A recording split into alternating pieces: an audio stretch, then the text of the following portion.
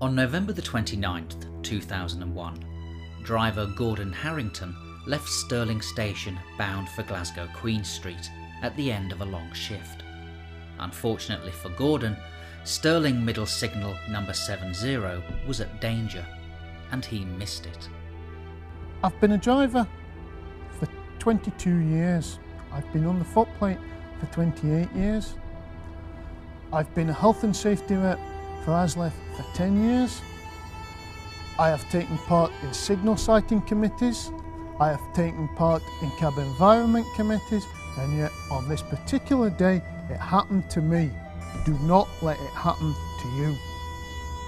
We're going to see 3 real-life SPAD incidents reconstructed and analysed. In the interests of a safer railway, these 3 drivers are prepared to relive and speak openly about events they would much rather forget. Back in November, Gordon Harrington's eventful day began like any other, signing on at Glasgow at 3:15 in the afternoon, and the early part of the shift went smoothly enough. Things started to go wrong after Gordon took a scheduled PNB at Perth at 6 o'clock and left for Dundee driving another unit. This service was already running behind schedule when it was held at a signal to give priority to another train which was about to cross the Tay Bridge. As a consequence of this delay, by the time Gordon left Dundee, his train was running 35 minutes late. Because of this, it was decided somewhere else that my train back, because I've got a very short turnaround time of only 15 minutes at Aberdeen, it was decided by somebody else that my train back would be worked so far down for me and I would swap over. There was a change to his booked diagram. To make some sense of the timetable, another driver was going to take over his return service. Gordon was instructed to make a special stop and swap over to another southbound train. This meant that he would miss his next rostered PNB. On leaving Perth, I should have gone up to Aberdeen and had a 15-minute turnaround at Aberdeen, which is long enough to go to the toilet, get a cup of tea, stretch your legs. On this particular day, because we were running late, the train was swapped over at Portlethen, so it's a very quick get out of one train onto the other. At this point, Gordon's difficult day was about to get worse. On top of everything else, he had to cope with a serious engine fault, a loss of pressure in the main reservoir. And what I noticed was that by shutting the throttle so far, stopped the air leak happening. So it was a fine measure of giving it enough throttle to get going, but not giving it too much that I was in danger. It can be very stressful trying to drive a train that you know at any minute could break down. It's more stressful at night when following services are limited. You know then that if something happens, you're going to have problems getting assistance. It's stressful in the sense on that particular occasion because it was the end of my shift. I was just wanting home. Knowing that the unit was in urgent need of repair before it could go into service again, Gordon completed the fault report as soon as he could. When the train made its approach to Stirling Station just before 11 o'clock, Gordon had been driving non-stop for just over 3.5 hours. No chance to stretch his legs, use the loo or have a cup of tea. This is when things went really wrong. Oi, you're going to fax me that off the control, please? At that particular moment, a passenger who got off my train inquired about the connecting train that had already left, and he started to argue with the man on the platform. And in the ensuing melee, I never set the DRA. As the man argued with the platform attendant, platform staff gave the conductor the right of way. The conductor immediately just shut the doors and gave me the 2 buzzers to go. I took this and started to move the set, but because I had a problem with it, and because once again on leaving Stirling there was another incline, I checked where the air was and watched it for the couple of seconds just to make sure everything was okay. I then looked up and saw that the signal was still at danger. The weather conditions were not favourable. It was showery with a gentle mist, so so the signal was very hard to see, and not only that, the track was very damp.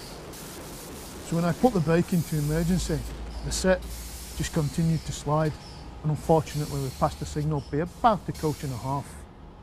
The consequences, had the train continued, could have been a lot graver, because there was a train arriving at another platform and crossing the front of me. So the consequences could have been grave. It's impossible to reproduce the precise weather conditions of that murky November night, but even in summer conditions, when we reconstructed the incident, signal 70 was hard to make out from the driver's cab. How much does signal design and the general infrastructure contribute to SPAD risk? We asked ScotRail's Operational Standards Manager, Robert Plant. The biggest problem we have with infrastructure maintainer is in terms of signal design and installation. They realise that now. They realise that they can't just plan a signalling scheme, go along and institute that signalling scheme, and that we, the train operator, just have to comply with it and drive to their design. That is not the case.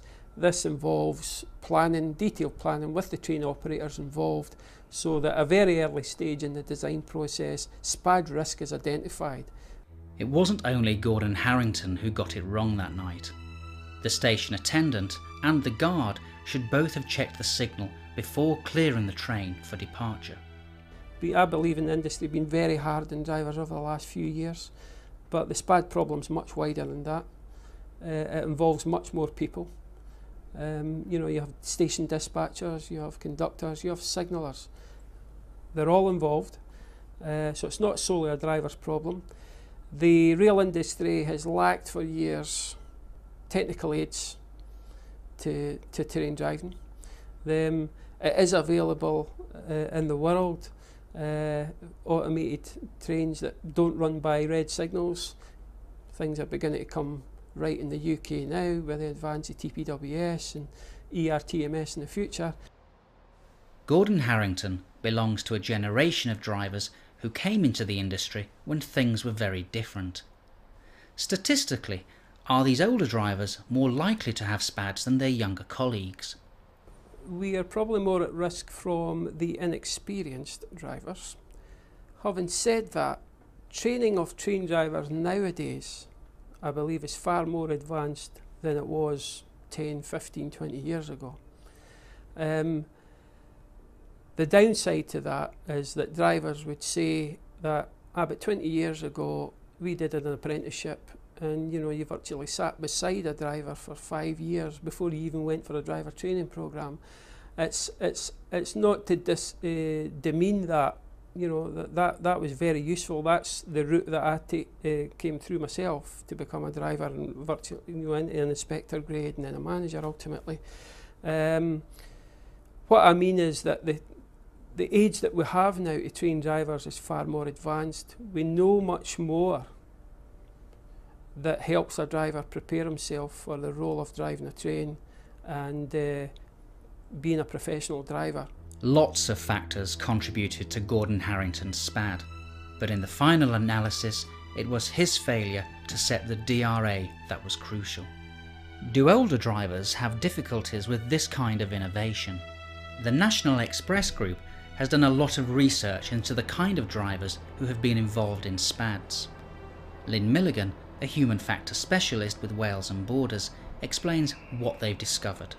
We noticed last year, or the tail end of the year before, that SPADs tended to be occurring in the business with less experienced drivers and drivers that were over 40 years of age. So we commissioned some occupational psychologists that we work with quite frequently, and we said, can you do some real analysis of this data and tell us if there is something in this or not? The interviewers went out and did some quite sophisticated research with both new drivers and trainees under and over 40, those who had incidents and those who hadn't, as well as their trainers and their managers. And what began to emerge from that was that with ex-conductors there may be higher peer pressure from colleagues to do better, which puts pressure on people. I kind of think that you should know this. You've been in the industry for a year, 2 years plus. you should know all of this stuff. So a sense of a higher peer pressure and perhaps an overconfidence from those people in training and post-training that may be a contributory factor. Dave Boyce, known to everyone at Valley Lines as Max Boyce, started life on the railway as a guard and then retrained to become a driver. Max's new career got off to a dramatic start. I started driving out on my own in January, and then in May I was doing 60 mile an hour towards a crossing called Barry Rides. On the approach to the crossing, I blew the horn, and within about 20 seconds a large object hit the screen of my train, which shattered the train and showered me with glass. Later found out that it was a stone which was thrown by a teenage boy going to school at 8 o'clock in the morning.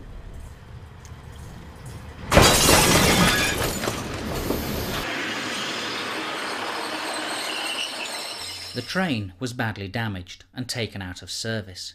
Max didn't escape unscathed either. I had slight facial cuts across my nose here. Max was taken off the duty roster for a week to get over this traumatic incident. Then he was back in the cab, driving with a supervisor, just to make sure that he'd recovered his composure and was fully competent to resume his duties. But if they were expecting a routine trip, they were in for a surprise. Whilst being assessed by the assessor coming down towards Cardiff, we come on the approach to Rada Station, I noticed something in the distance. God, look, there's somebody in a track.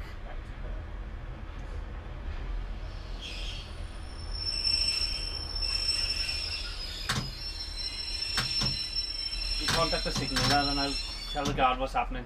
Okay. This woman was about 60, and she was in the middle of the track. Luckily, this was a passenger service, and we had to stop at this platform. If it hadn't have been a passenger service but an empty stock, we would have been travelling through there approximately 50 mile an hour. And he dealt with the incident with textbook efficiency. Max was passed fully fit to go back to work, and then... the very next day I was on my way down from Rumney towards Penarth, and I actually had a SPAD, signal pass of danger, at Bargoed. On the way up to Bargoed, we were approaching Pengham Station at line speed, and there were two young lads firing air rifles along the track. I blew the horn and stopped. Bloody kids. By me stopping, they actually ran away into the bushes opposite. Because the lads with an air rifle were a potential risk to other trains, Max reported them to Bargoed's signal box, and the signalman set the signal to danger. Ironically, it was this very signal that Max was about to miss on the return journey. After his experience with a shattered windscreen, Max is keen to protect his eyes and he wears his company-issue sunglasses a lot. But on this particular day, after he had prepared the train for its return journey from Rumney to Cardiff, he went to freshen himself up in the gents and completely forgot to put his sunglasses back on. According to Max, this oversight played a big part in the events that happened later. As I left Bristol, I headed down the track towards Bargoed. I had the AWS ramp, which I cancelled, which told me that there was a fixed distance on the approach to Bargoed. I then went down the slope, which is quite a distance away from the actual signal. As I went down the slope, there were sheep on the track. Not wanting to hit the sheep, I braked and also made sure that the sheep were clear.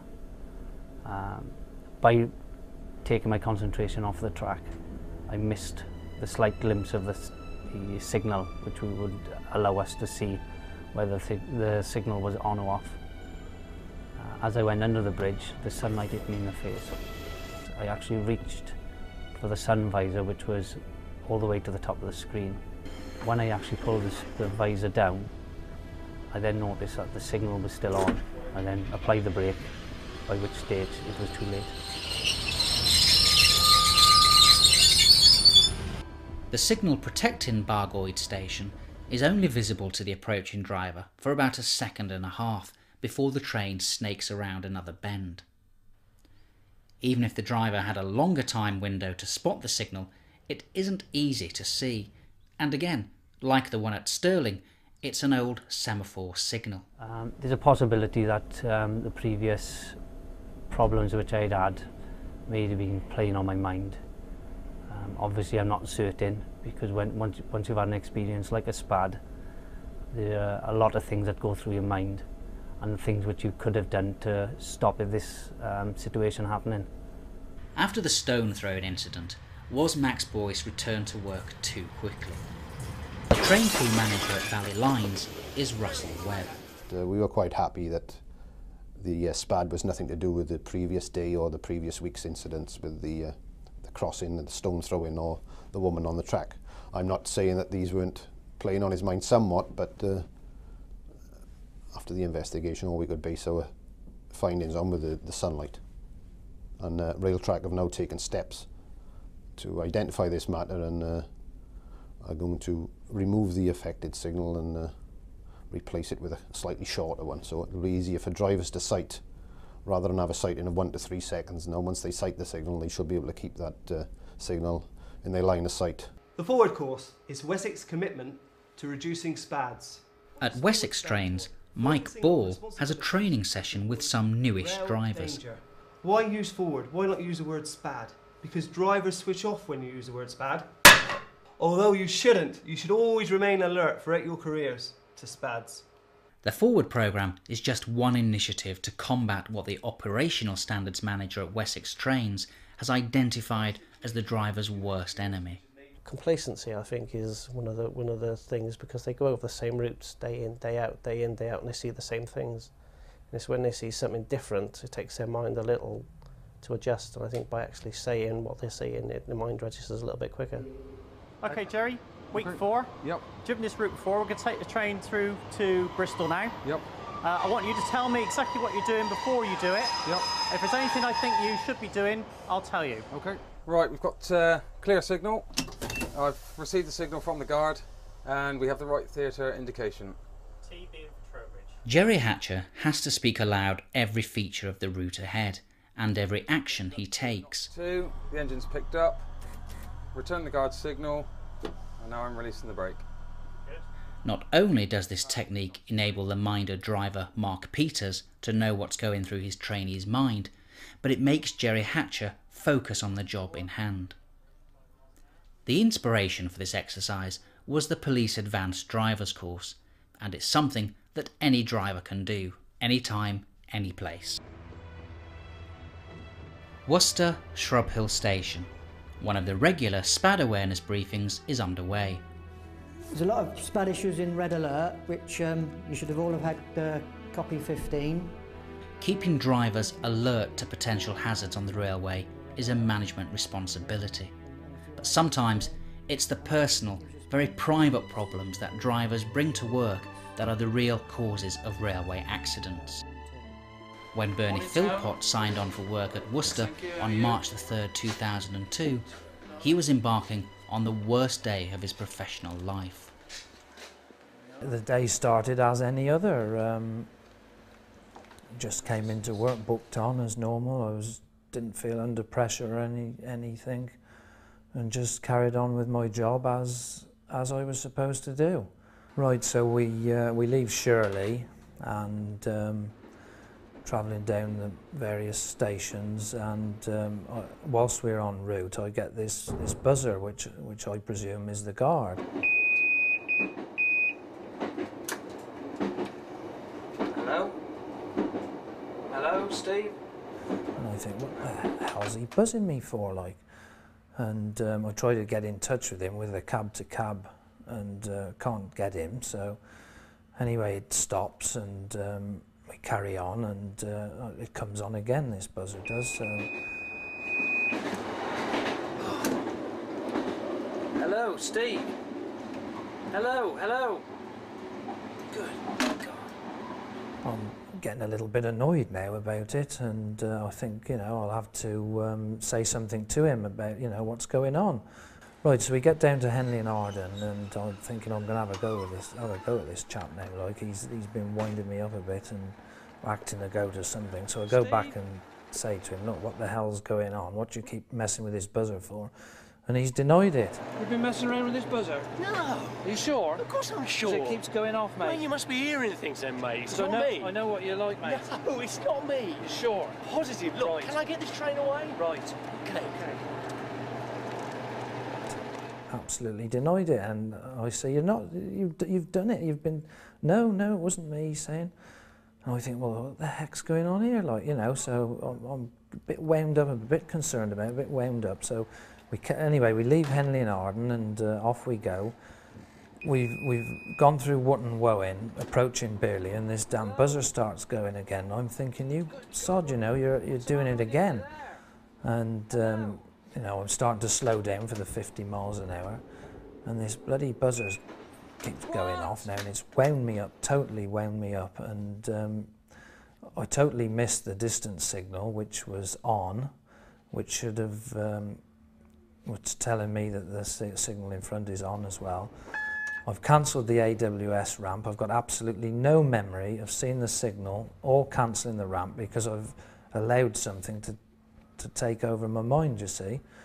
And so we passed the distance signal, and I'm powering up, and I saw this train crossing over, and I'm thinking, I knew exactly what had happened then. Oh, shit. My first thoughts were, you know, I braked immediately. Are we going to come off the track? Because the points are set for a different movement, you see. So, and also I'm thinking, I've lost my job. My job's gone, everything's gone. I've fucked up basically, big time. And I'm sort of bracing myself for us to come off the road. You know, the train's bouncing around, and miraculously we didn't. We crossed over through a switch diamond onto the opposite track, and nobody was hurt. There was no damage done. Oh, there's nobody hurt, is there anything? No, right. My thoughts were to pack the job in, actually. That was what I was going to do. I didn't feel physically ill, but I just felt awful. I wasn't sick or anything like that, but I just felt so awful, you know. I just wanted to get out of the railway. You know, you almost wish you could run away and hide somewhere and just hope it'd all go away.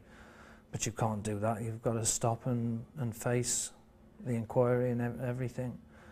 Because after all, it's your fault. It's happened, basically.